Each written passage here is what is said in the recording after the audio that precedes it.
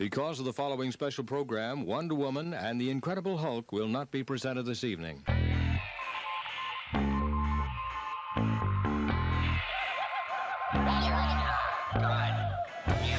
not true. That's impossible. It's time to get all your Star Wars news in a single file. This is Making Tracks. Here are your hosts, Mark Newbold and Dave Tree. That's not true. That's impossible. You ready to go?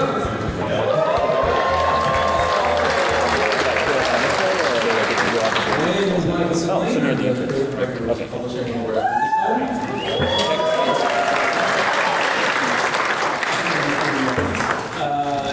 welcome to our Lucasfilm Publishing panel. We have an awesome all-star Either until a little while roster of ago. talent that barely been on the stage. I will introduce them one at a time. We'll go through some fun stuff that we've got coming up from Galaxy far, far away. And hope you guys enjoy it. So introduce the panelists. First we have Christian Wellbelt.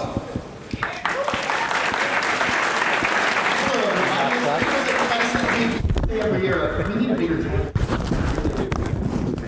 Next up, Cody Asher.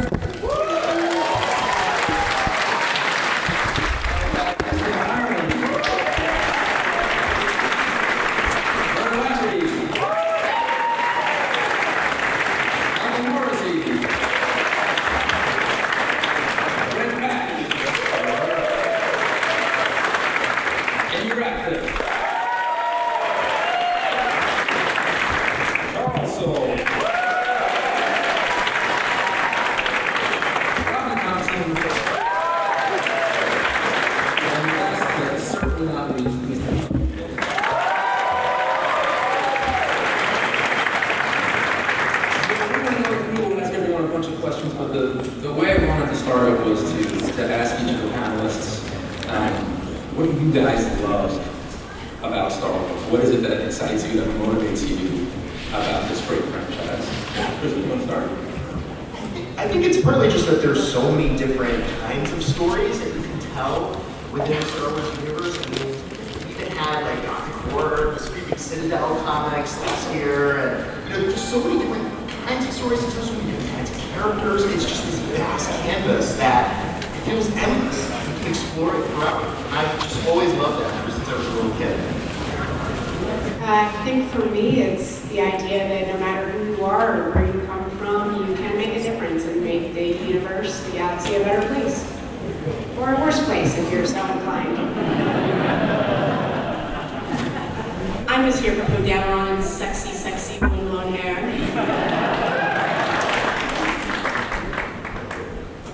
To me, Star Wars has always been adventures, and I know there have been a lot of other adventures that have come out in a lot of other media, but nothing feels like pure adventure than Star Wars, and that's a lot of fun to add to.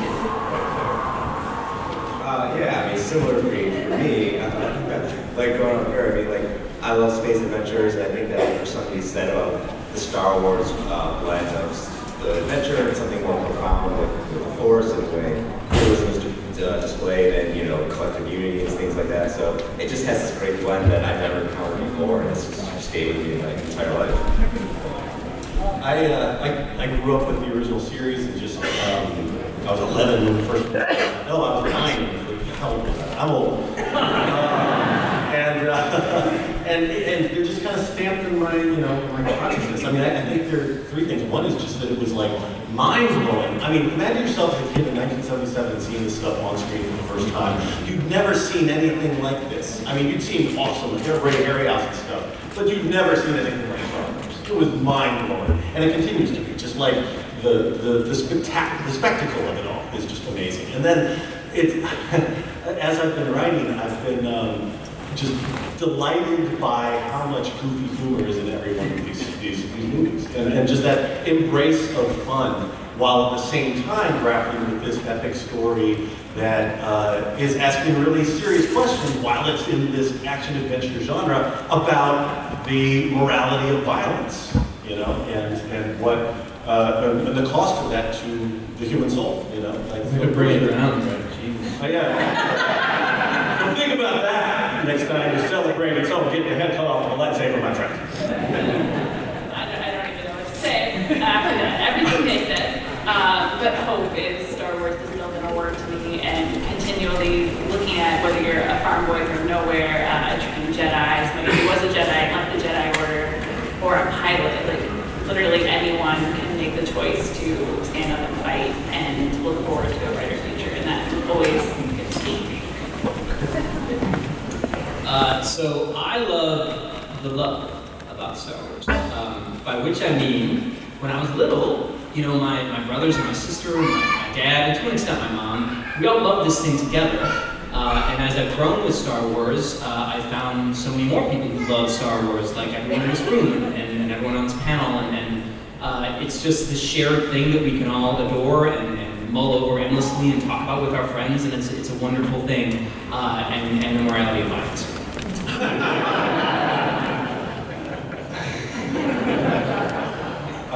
When I was a kid, the weekend hadn't come out yet, and my brother and I got action figures from our mom, and I hadn't seen the film yet, and so my brother got what appeared to be a golden man, and I got what appeared to be a trash can. So for me, what Star Wars is ultimately about is how, ultimately, and this is what all the stories are about, I don't care what anyone on this table tells you, or anyone, any of you guys either, is ultimately the story about how a scrappy trash can can save the universe. So for me, it's about Star Wars.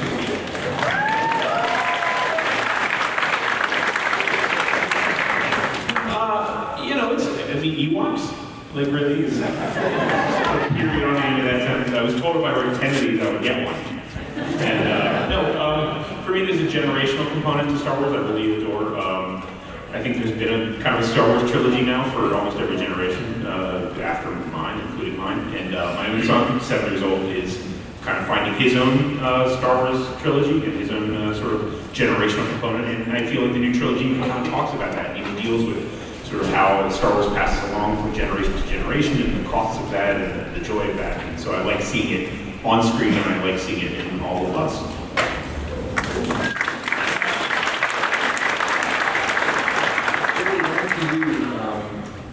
You've adapted Rogue One into a comic, and you've adapted Thrawn into a comic. What was it like adapting 2 different mediums into another different medium? Well, I've done some adaptation stuff before. Thrawn was a really interesting case because I'd adapted books, but more like the adult books, so not nearly as dense. And Thrawn is so great, but he's such a literary character because he will go into great detail explaining how he's smarter than you and why his plan worked and yours didn't. So trying to make that work in a comic, so it's not just people standing around talking about how great Thrawn is, although honestly I have to read that book too. And just making sure it took advantage of the comics medium as much as possible. But I started reading the first Zahn trilogy back in 1994, I think. So honestly, just getting to play with this character who I've been a fan of for the vast majority of my life is amazing. That's awesome. And now you're also working on our Age of Republic titles for Marvel. You can see the image there from the great Giuseppe Camuncoli, who what will show you guys what we're doing with this series. We're taking readers on a journey throughout the saga, starting with Episode 1 and starting the prequel trilogy. And Jody, these are the characters that you'll be writing. You've got 4 heroes, 4 villains. What was it like to dive into the prequels? Was there a character that surprised you? Was there one that you were intimidated by?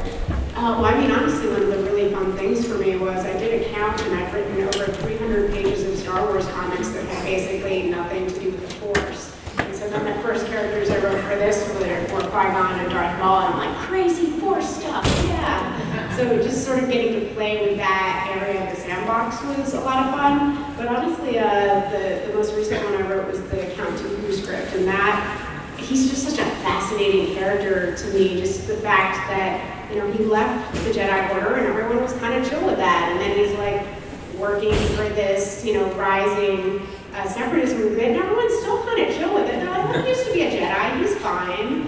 and just the idea of how he sort of fits into like the decline of the Jedi and how much they underestimate him and what he's become. That was, and also just when I write, I can usually hear the actor voices, so I just got to spend a few days hearing Christopher Lee talk in my head, which was super cool. And these launch in December. Again, it's for Heroes for Villains. I know you're going to the signing very soon. Where can people find you at the show? What else are you working on? Are you going to couple crowds before you have to jet off to your next? Well, I also, the first non-adaptation Star Wars book I did was the Poe Dameron Annual, thanks Charles. And that should be out, I guess, in the next trade, I think. And I also am doing like Doctor Who and Stranger Things and some other stuff people have heard of. I'm in Artist Alley at J15. I'm not sure I'll be back there today, but I'll definitely be there quite a bit tomorrow and Sunday. While we're on the subject of our Age ofs, let's move over to Mr. Greg Pak for the Age of Rebellion. Greg, you've got the honor or the fear, we would say, of writing probably the most iconic characters when you start with the saga. What is that like? What was your approach? Did it frighten you? Did it scare you? Did it intimidate you? What was it like? It was awesome. I've been working in comics for a long time, and every time I work on I'm constantly working on classic characters. Like I've written the Hulk, I've written Superman, and every time if I think about it too much, I'll freak myself out. You know what I mean? Because you're working on these characters that are iconic and that giants created and breathed life into. But then, you have to, I think about this too. We talk a lot about what's the word for insecure writers when we the Imposter syndrome. Imposter syndrome. We talk about imposter syndrome. Who am I to be writing this? I suggest taking the opposite approach. I suggest as a writer to say, I am the perfect person to write this story because of the experiences I've had, the stories that are in my head, and I've got a story to tell. And so I've tried to be really cocky. I'm channeling Han Solo here, if you can't tell.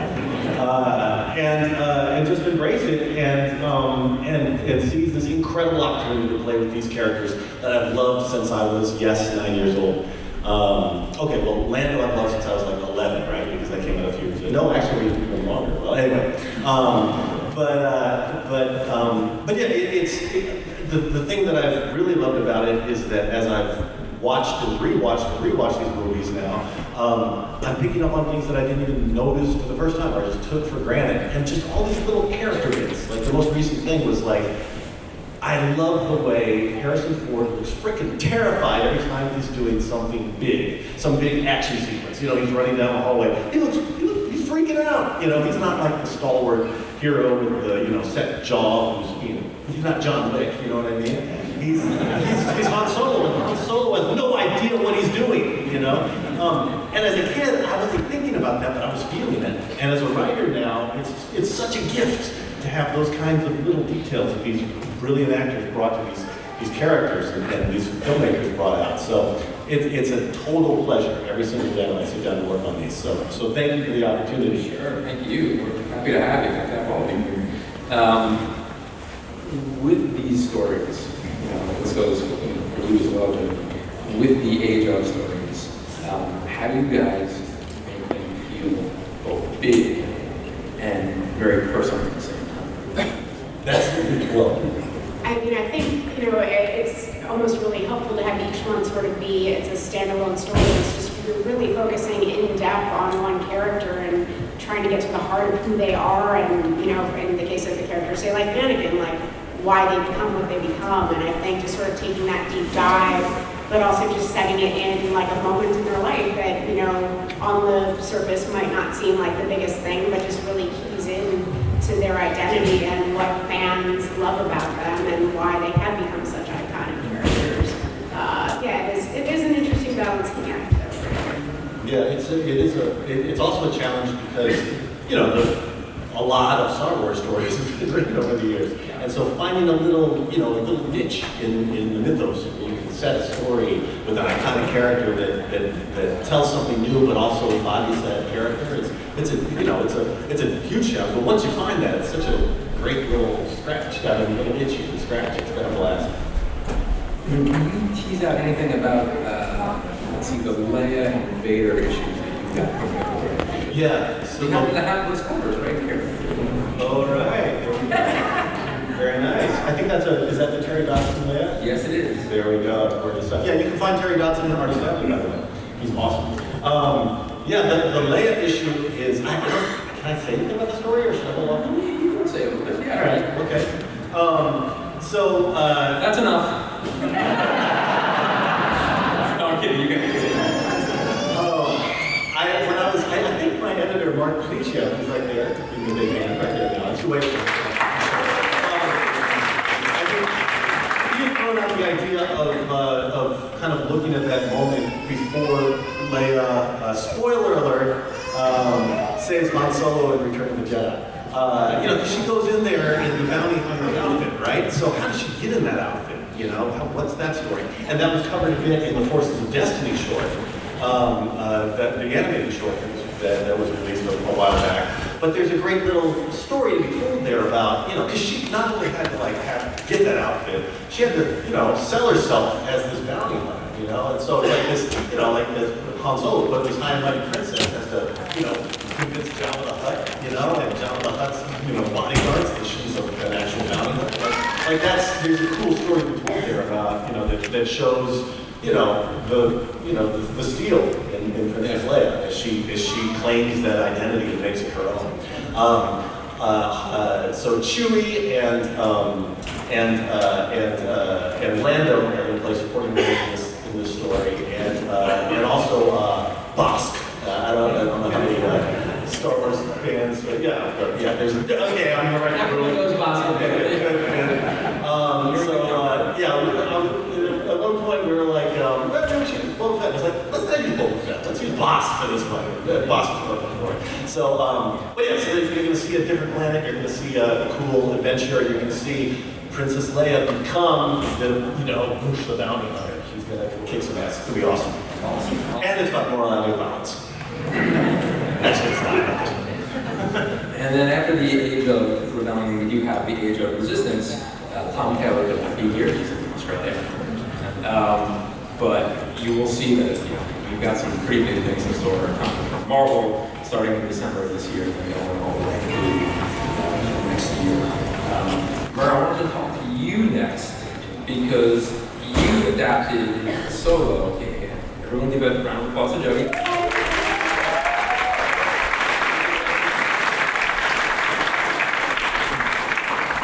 Murr, you had the challenge of adapting a film that you hadn't seen. Right. What was that like? It was terrifying. It was, I got to read the script and figure out as much as I possibly could. I was lucky is a funny word here. Some of the added scenes had not been approved yet by the time my deadline came, and so they extended my deadline past the film coming out, Memorial Day. So it was like, I could go see the film and I had the weekend to finish what I could. The book was done, but I had the film to fine-tune a lot of stuff.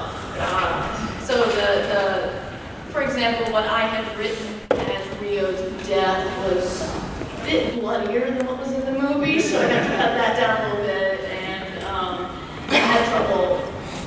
There was a lot of train sequence that I had trouble picturing when I was reading the script, and I was so happy to be able to see that before I turned the book in. So I wrote most of it without the benefit of the movie, but then I got to see the movie. And then, of course, the downside of that was the turnaround was really tight. So that was not so good. But the fact that I had the time to see the movie was awesome. And can you talk a little bit about the scenes that you were able to add into the novel? Yeah,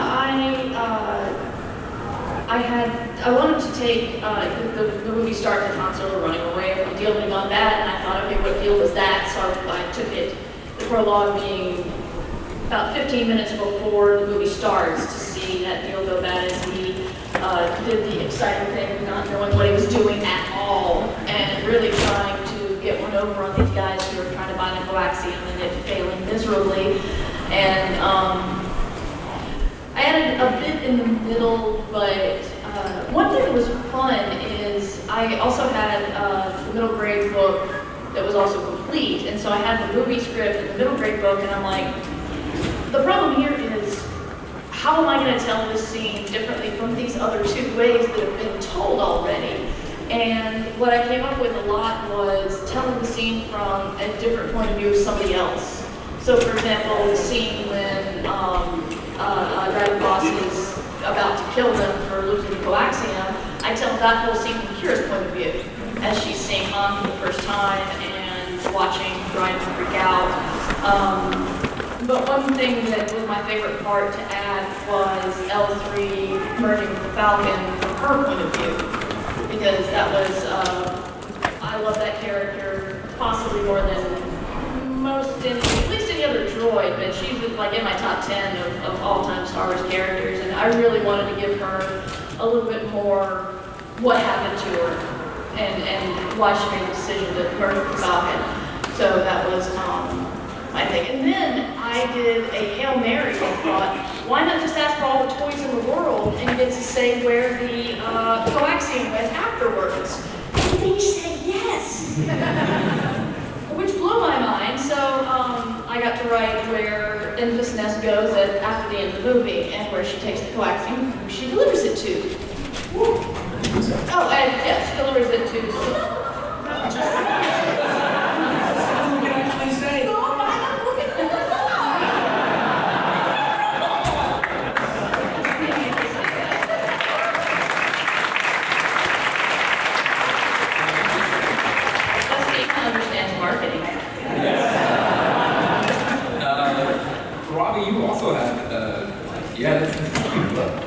You also had a similar challenge because you're also adapting. Yeah, I had a little bit of a disadvantage because I had access to that manuscript and also for a summary of it and a summary of also the middle grade book or whichever it was, which was great.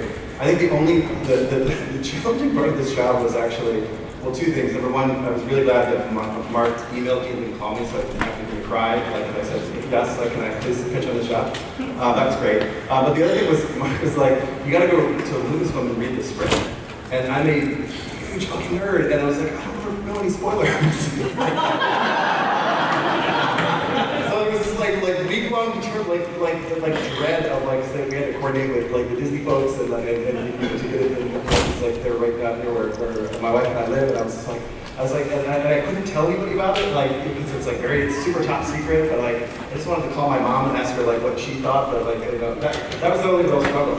I had a lot more access to the material, and it was really, really great, in particular reading the script, because I don't remember which draft of the script I read, but it was whatever it was on the digital, literally lights on fire after you look at a document that they gave me.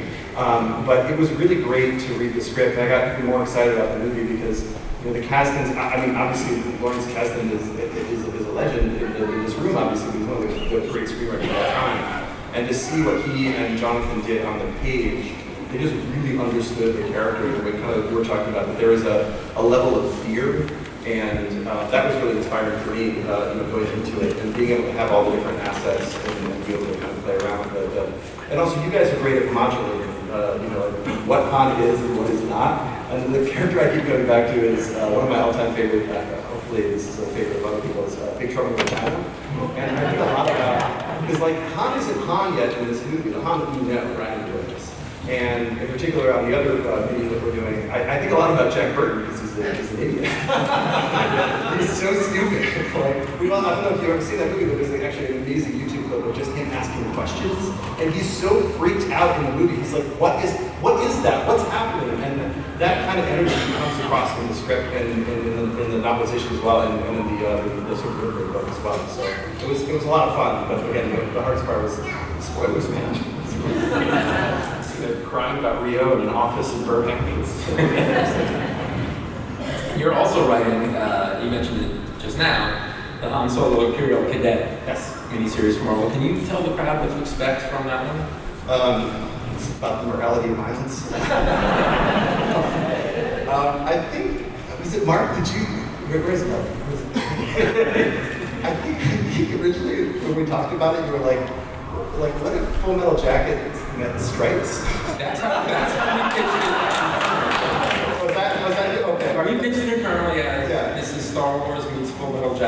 right. And I was like, again, I had to lay back down, like, what's the Michael Cera Arrested Development, lay back down on the ground and cry gif? Like, that was me, basically, because I was so insane. And then, having read the script, it was very clear that there was a window that was, some of which was shot and it's on the Blu-ray that's out now, or the digital, or whatever, how you kids watch now. And there was just a great opportunity to tell some more story. And kind of, I think we talked about it as kind of like almost like a year one. It's not going to be all of his adventures in as a cadet. Hopefully we'll get to tell more stories, but it's been a blast, and we're having a good time. Leonard Kirk is drawing it. He's an absolutely brilliant artist, and I get to work with that character. And this time, I'm gonna go to Tom. Who's okay? Oh, we've never met. Nice to meet you. I get to work with those guys and you guys, and there's a shocking lack of R2-D2 in it, but other than that, I'm having fun. Awesome. Well, we're going to segue from Han Solo to the Millennium Falcon to talk to Justina and to Michael, because you guys are both writing stories for our Flight of the Falcon Kids Initiative.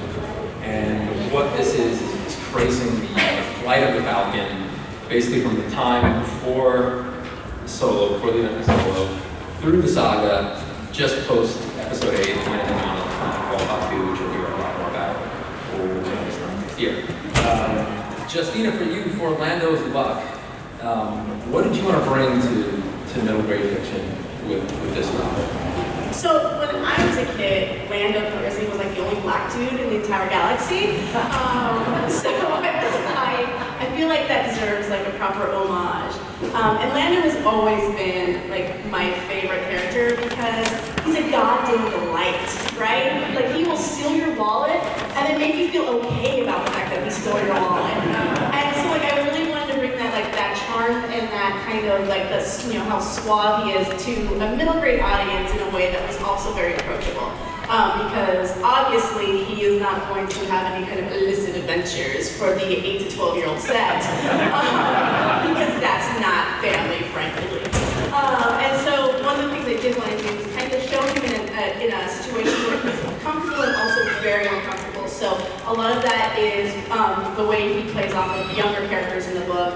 And of course you have L3, who is just being salty as hell because that's the kind of droid she is. And so yeah, so it was a lot of fun, and I think it's like Annie Lou's illustrations are amazing, so it really gives another like bit of light. I don't think you have any pictures. You looked over there, I was looking for pictures too. But if you pick up the book, you'll see it's like they're very kinetic and they really like give another depth to the language. And you also played some new characters. I did, yeah. So we get to meet new space princesses. And somebody actually I was talking about, like, you can convince me on Twitter, was like, how is Leia in this book? And I'm like, it's a big galaxy. There's more than one space princess. So you get to meet some new characters because it is a big galaxy, and there's a lot of planets that we haven't talked about. So you get to see some new places.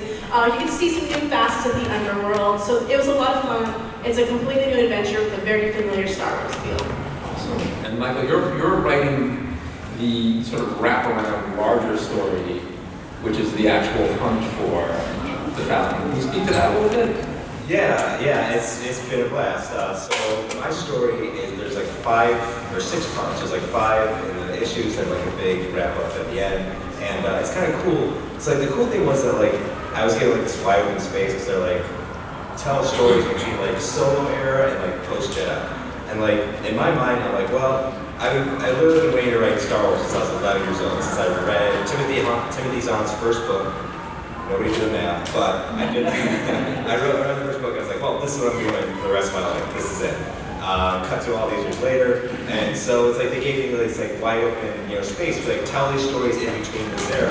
So I was like, well, I'm never gonna do it again, so I'm just gonna like try to do my greatest hits. Assume I'm gonna get left out of the room. But the crazy thing is I wasn't left out of the room because people were like, I guess people wanted to know what Embo was up to because that's one of my stories. Like, what's Embo been doing? People said, yeah, you can tell that story, or you can put a security droid's body, battle droid's head in a security droid's body and see what happens, and like just like all this crazy weird stuff, like Callus meeting like Solo and Han. So I got to like stitch this story together that goes across like time spans in the Star Wars universe, and then wrap this cool thing up at the end, and it's just a blast. It's just years ago, I'm almost done with it. I just got it. It's awesome, and it's having fun, like tracing. Like it's cool to show like the Falcon bigger than the characters. Like it's gotten changed hands, it's gone different places, been in different situations. So it's kind of cool to see just the Falcon isolated of like Han, Amanda, or whatever, and like all the places it's been. It's pretty awesome.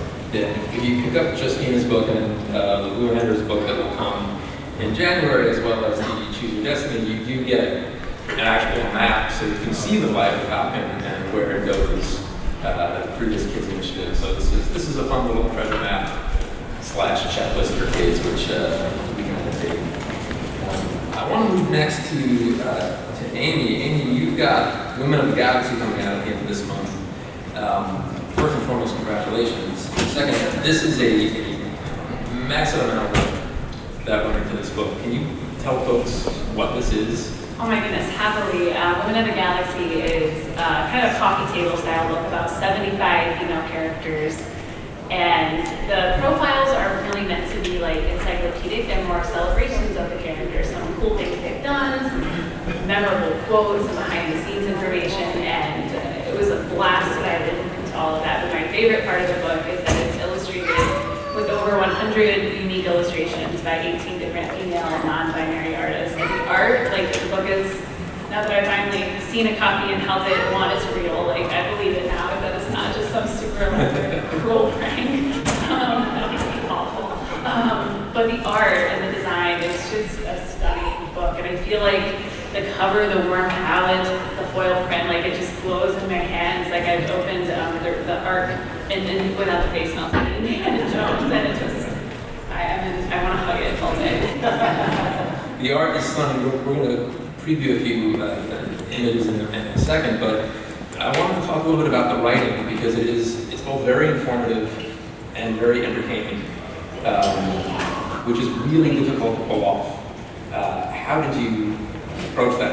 How did you pull it off? Man, a lot of tissues and crying, and you know, I love Star Wars, and I read all the books that I can, and I love the behind the scenes book and the making of books and all the series. So it was such a treat that to have kind of, okay, I know Nora Wexley did this one cool thing, so I need to go back and find that page and reread it, and I just kind of dove into all of that and did a lot of research and tried to like make notes about the highlights. And it was kind of brought me back to my school days when you make your notes and you try to like present it, and then I had to think far, way back, so far, and remember how you kind of research like a paper, and I treated it that way, and then threw in lots of like fangirl swinging, basically. That's what this book is to me, because these characters are all so special and so different. There are, alcohol experts who know the right kind of wine to get. There are heroes, there are villains, there are mothers, there are just a variety of ladies out there in the galaxy, and you all super inspire me or scare me. Well, not to put you on the spot, but we have 4 pieces of art that I wanted to share with the crowd. And we can get a little bit of commentary as we go. First up is Phasma. Phasma by Little Artist. Oh, Phasma is, stunning. Like that costume is meant to be shown in every way possible. And something that you can see in this piece and all of these pieces is the artists really brought their own individual styles to it. So it's these characters as you've either never seen them, some little characters, or never seen them, like as you've never seen them like this. Next up. This is one of my Sienna Reed from Lost Stars by Geneva. Lost Stars is one of my favorite, it's hard to pick favorites when it comes to Star Wars, but I adore that story. I adore that having romance in Star Wars because I love romance stories. And that it's still this big galactic battle, and I think Sienna is just something, I'm just gushing, sorry, I'm super excited. But you can see in these portraits too, like so much of their personality, like this is a younger Sienna, like just so hopeful and ambitious and proud of where she's the Empire, and so much of that comes through in the illustrations. Here we go to Jen Erso also did this, and she does a lot of work on the Star Wars Adventures, or IDW, so I was thrilled when I found out she was working on this book, and look at Jen. She is one of her most heroic moments, and that's something we really wanted to capture, like important character beats and poses with the illustrations. And last but not least for today, Enfys. Enfys, by Amy Stoll. Enfys, fell in love with in Solo. I really want to get the Orbesh on her helmet tattooed because I find her, I want more of her. Whoever can make that happen. Bob Lucasfilm, my personal and close friend.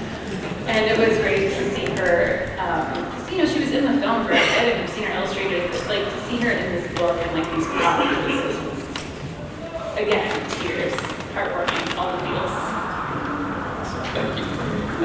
We're going to go from here to Are You Scared, Darth Vader? We don't have to speak to this book, so I will do it and just say that you know, a lot of people say the most wonderful time of the year was Christmas.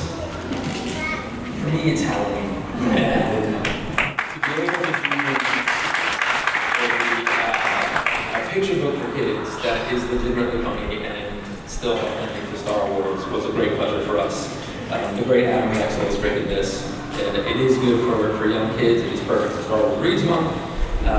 So we have this out there, and then if you have a slightly older kid but still want to stay in that spooky vibe, we do have Tales from Graven's Castle, because they couldn't not mention our scary Vader books that are coming out weekly from IDW at the moment. But speaking of Vader, I want to go over to Mr. Soul towards the end there. Charles, you've been writing Vader for a few years now. Yes. Overall, what has that experience been like for you? I mean, you know, I felt incredibly lucky to get to tell a story about Darth Vader in such a kind of an important time in his life. The book is set right after Episode 3, so it's kind of baby Vader when he is first in his suit of armor and he is just having his horrible adventures out in the universe. He's taking his first steps into a larger world of murder and death.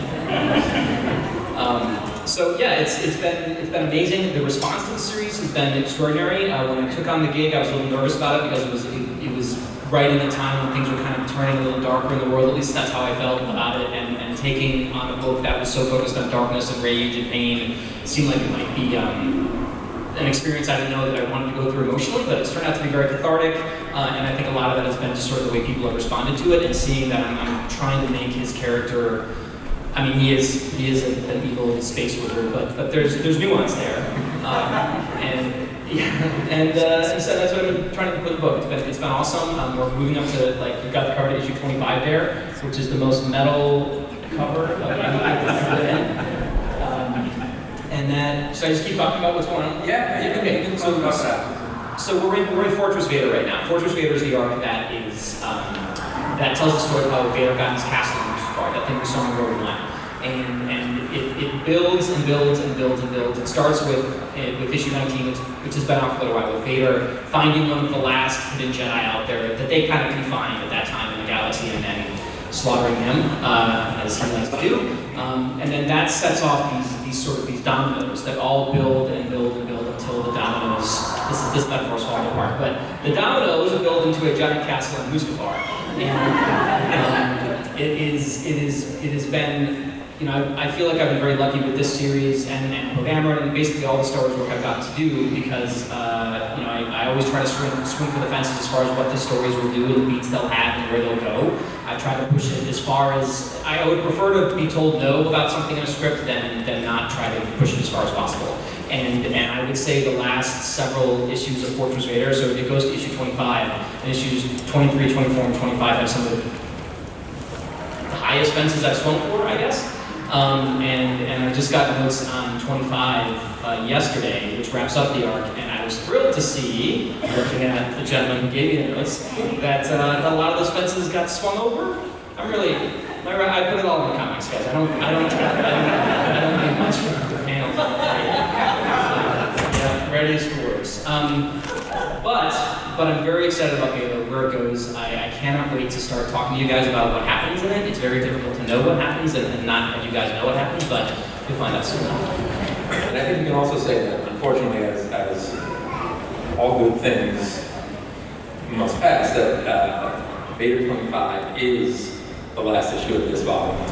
We are going out on an extremely high note with Charles and with Cameron on the art. And like I said, this is the end of this volume. I just want to thank you on behalf of all of us.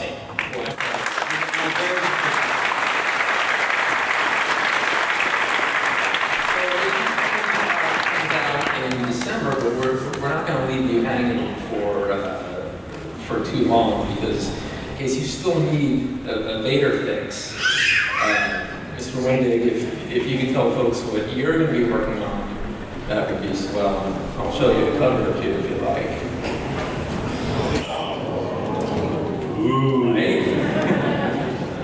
Who's working on that? Who's doing it?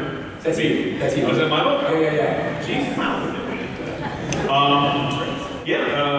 would you want me to tell people what it is? I absolutely love it. Yeah. Sure. Shadow Vader. That's enough. That's it? Okay, good. See, we're done here. Shut it down, everybody. Darth Vader is a character with a long shadow, both literally and figuratively. His legacy is deep and unpleasant. And so we attempt to, through 5 issues, tell that legacy in sort of a fractured way, in that each issue will tackle some character's point of view from how Vader affected them. And it's set across the timelines of Star Wars, so you kind of start prequel era and then move all the way up to current sort of Resistance era of Star Wars. And so the first issue is kind of a Halloween, a Friday the 13th version of Vader, where he's hunting kind of these kids and senators down in what is essentially a summer camp. It's not really a summer camp, but it's kind of a summer camp. The second issue is Wilro Hood, the Star Wars story. For those who know Wilro Hood, I don't know if he's got the ice cream maker. That's all we need to know about him in Star Wars background. The third issue is about a morgue attendant on the Death Star who begins to find bodies that don't seem dead by a normal hand, and he becomes a little obsessed with that. The fourth issue is about a group I introduced in the Aftermath series called the Acolytes of Beyond. Vader fanboys, and it's about a mother whose son becomes radicalized by them. And the fifth issue is about a pilot who joins from the New Republic to the Resistance, and it's Bloodline era, and it sort of deals with the legacy of this pilot whose parents were killed by Vader, as she discovers that Leia is actually Vader's daughter. So that's Shadow Vader. What? It's also about the morality of violence and war.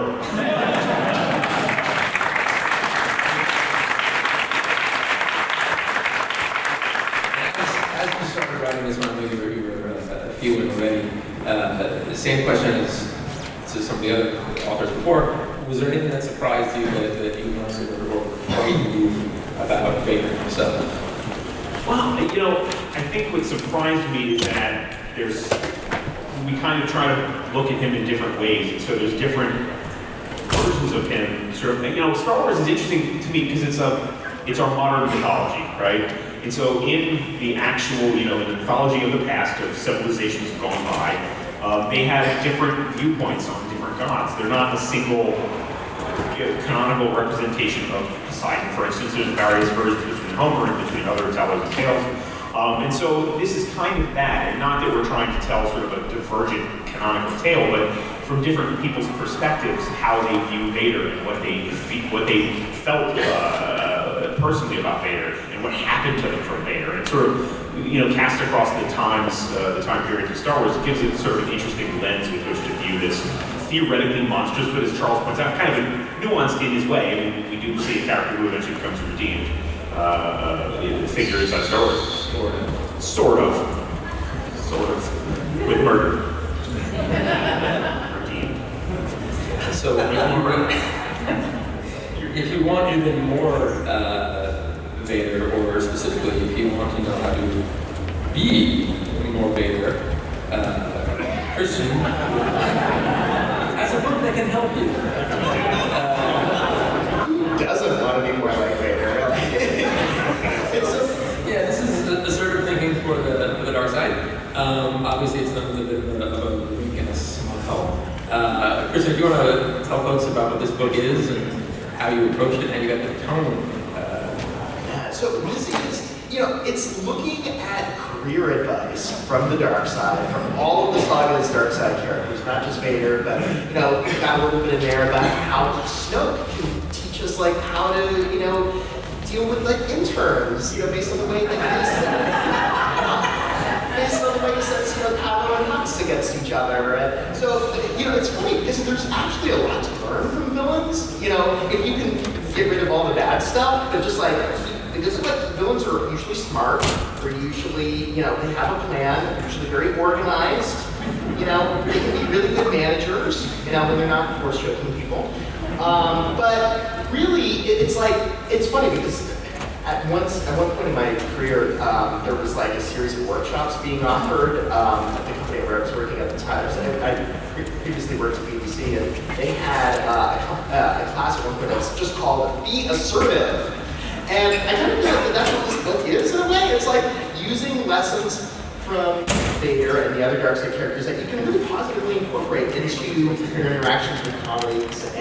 But with, this is, not the end-all statement by any means. It's very funny. It's tongue-in-cheek. It's meant to be taken with a grain of salt at the same time. But it's fun. I just started a new job this week, actually. So a new job and a con in 1 week. It's crazy. So I'm the managing editor of IndieWire now.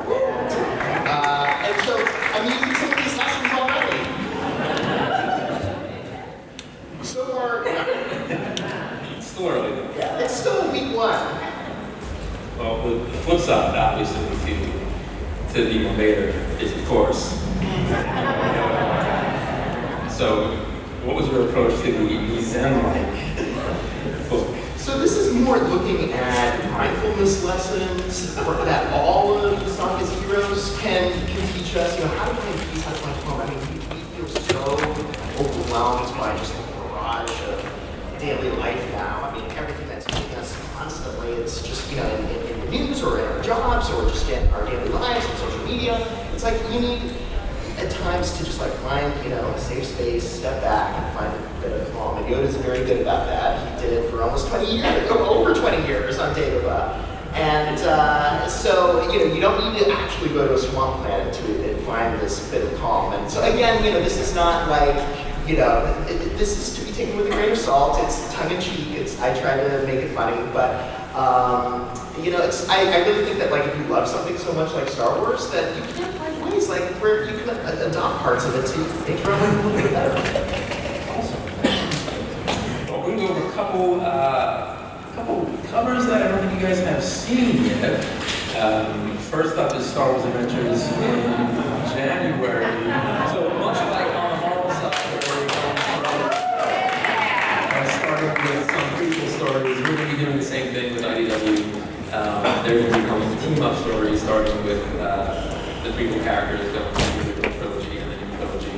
And the first one, yes, is Padme teaming up with Jar Jar.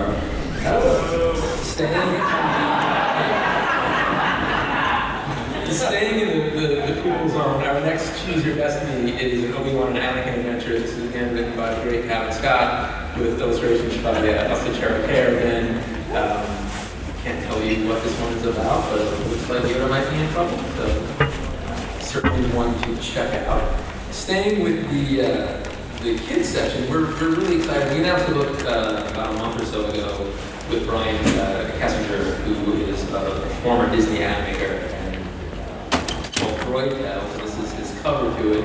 This is very much like, if you guys know the Moguls, Elephant and Piggy type books, imagine that only by way of Star Wars with R2-D2 and C-3PO and BB-8. And it plays a little bit like Peanuts, it's a little bit like Calvin and Hobbes, it's even a little bit like old silent movies because you really only have one person here who can speak. So it's a fun story. This is set for the next year, and this is the first of the series. So we'll see what else C-3PO is like after that. Staying in the kids side, we also have a Who's Who character storybook coming out next year. And again, this is a way to introduce kids to the saga. And it's a little bit of a different type of Who's Who. It's character focused first and foremost. So you get introduced to the character, and then you get their story. But again, it's told throughout the saga, starting with 1 and going up through 8. From there, you have Who's Who. We kind of thought, there should be like like an ABC or maybe like an alphabet book. So coming from Del Rey next here, we have a new novel called Alphabet Squadron. And this is super cool. This is written by Alexander Freed, who unfortunately could not be here today. But what this is the story of 5 former rebel pilots, right, set after the events of who must band together to go after this really deadly Imperial strike force. And so basically the conceit is what happens when the hunted, being the rebels, now become the hunters going after the Imperials. And we're really excited about this one. You're going to hear a lot more about this in the days and weeks to come, so keep an eye on this one. And then the last couple of reveals we have for today is for Master and Apprentice. Alice's art is also featured in Amy's One of the Galaxy book, and she's just tremendous. We're super excited about this one. This is written by Claudia Gray, and will be out early next year. And that is where we're at now. We've got 1 or 2 minutes left, so I wanted to throw it back to the panel. There was a question that came up in yesterday's panel that I liked a lot that I wanted to throw out to the folks here. For the people in the audience who want to one day be up here on this panel, is there a piece of advice or two that you give them in terms of writing for their careers that help you guys, or that helps you even currently with what you guys do? I'd throw out 2 things. One is just write and finish something, and do something small. We all have big epic things we want to do. We want to write movies, we want to write our novels, we want to write a 300-page graphic novel. But when I was coming up, I came to film school and I made 1 million little short films, 2-minute long short films. Do something really small, like in the comic, write a comic strip, write a 4-panel comic that works. And then do another one, and then do another one, and then just, throw away, don't literally throw it away, you want to keep all your stuff, it's cool. But, set it aside, learn from it, and do the next thing, and just do it step by step so that by the time you're ready to tackle your 300-page graphic novel, you've got the experience and skills to dive into it. And then the second thing I throw out there is jump on any opportunity anybody ever gives you to write if they're paying you. I came up through film school. But I did everything. I did improv comedy. I did wedding videos. I did comics. I was drawing strips, and then I eventually got into writing comic books. I've now written novels. I've written kids' books. Any opportunity you have to tell a story, you're going to learn from. And so being able to work in different media and different genres will help you with whatever you want to do. If someone asks you if you're glad, you say yes.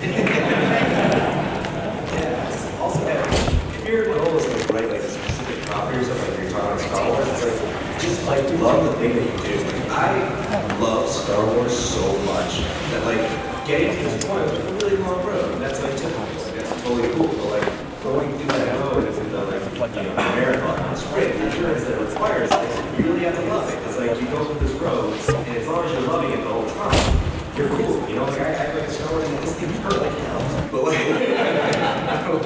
But I did it because I love it. I love this so much. So as long as you're loving it, you're on the right path. You're doing it. Follow what Greg said too. That's really good advice. But as long as you love it too, you are on the right path. Okay, here's the real advice. First, you're going to need a full moon, okay? And then a small goat. And no, really, thank you for some laughing.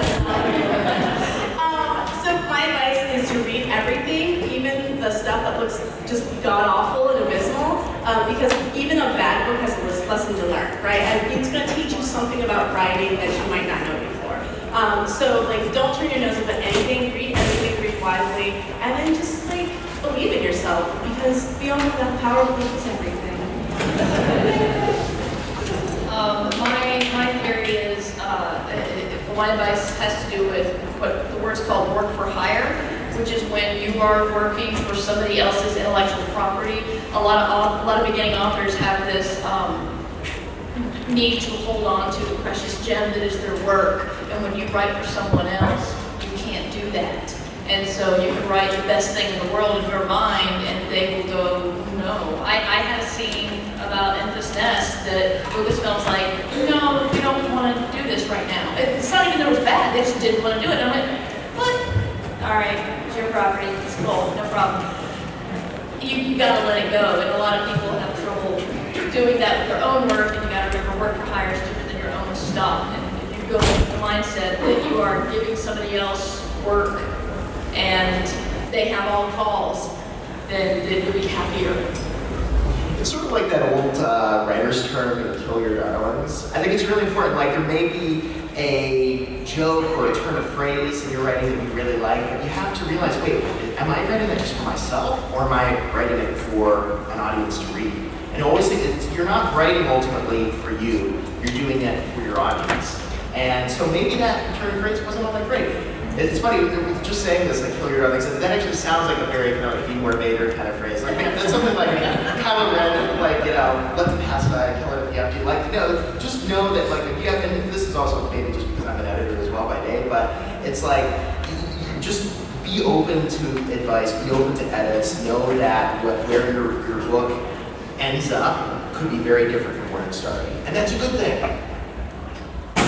My advice would be to don't be afraid to ask questions of people who are in your field and ask for advice, but I think it's most helpful if you kind of show that you're really interested and serious, that you already how do you do this thing? And I've already done this and this, so what are my next steps? Comes off as a little more like, oh yeah, I definitely want to help you, as opposed to I just read about this blogging thing and I want to do it tomorrow, or so you know what I mean? So it's nice to definitely ask for help, definitely see people out. LinkedIn is great for that, I found.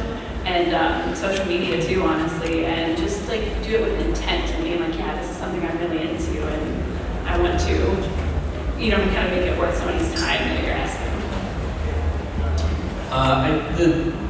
I echo all the advice of everybody else on the panel. The other piece of advice that I would say, despite writing being generally something that you do by yourself in your own mind, sitting at a keyboard with a notebook, whatever.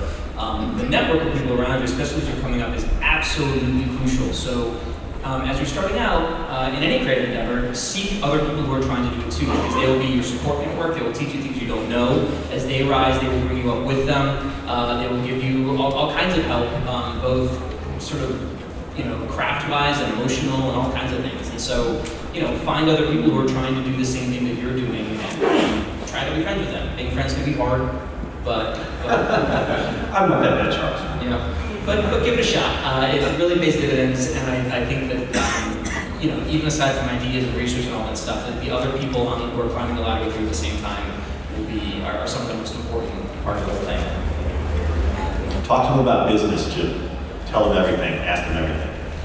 I would just add that I would study structure as much as you can. There's actually some people on this panel who have written some delightful books about writing and structure, and then creating a structure for yourself for your own work. Don't wait to ask for permission. Don't wait for inspiration. It's a job, and you just got to put in the hours sometimes, and you just got to allocate the time. But I think structure is the one thing that's the easiest to learn, because you can look at it and study it as a pattern, and then try to create a structure for yourself for work, because it's a job. If you're writing Star Wars, if you want to write Star Wars specifically, I think part of the thing to sort of realize is, and I can't speak for myself because I'm sort of a chucklehead, but these people are all really talented, accomplished individuals, and they were that way before they got to Star Wars. They're award winners and best-selling authors, and Charles Soule writes all the comics. I mean, I don't think Greg gets to write comics anymore. I think it's always just Charles. So it's not just about getting right in there. I mean, if I'm going to start my career writing Star Wars novels, if you're going to build to that, you have to start building that career up and building your repertoire of material. And don't be afraid of that. That means that's a good thing. Building that that mountain of your own work is incredible. It's what will get you here too. Thank you guys. Well, we are out of time, so I want to thank the panelists. I want to thank all the